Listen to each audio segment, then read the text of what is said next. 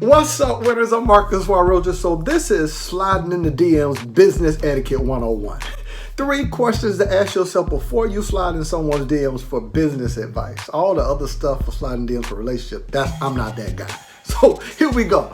So the number 1 question that you should ask yourself before you slide in their DMs for business advice is the question I'm asking directly related to a product or service that they sell?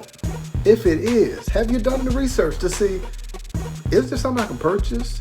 Do they actually do the business that I'm asking them for advice on? Or have I just seen a few social media posts and I'm just reaching out without even doing at least that part? That's the first question to ask.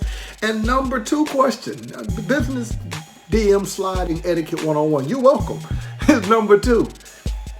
If they charge me for the answer to the question I'm asking, would I be willing to pay? Now you got to answer that one. Would you be willing to pay if they said, cool, I got the answer, but here's how much it costs? Or will you say, okay, don't worry about it, I just do my research? If your answer is I just do my research, you probably shouldn't have slid in their DMs. Okay, last but not least, question number 3. This one's critical. This is critical. Is the answer to whatever question you're asking directly related to something you plan on charging other people for? In other words, when they answer your question, are you going to use that to create a product, service, or something in your business to charge other people for what you're asking for free?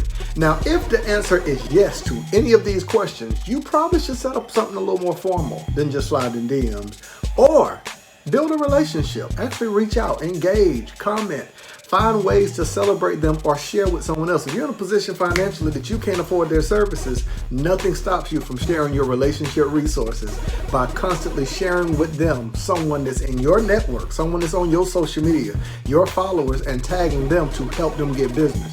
There's a lot of ways to pay people without being transactional with money, because word of mouth is probably more expensive. I mean, people pay for referrals. So I just want you to think about the answer to those questions and some other avenues that you can take that can allow you in these internet streets to not be marked in somebody's mind as somebody who's addicted to freebies. And when you don't pay attention.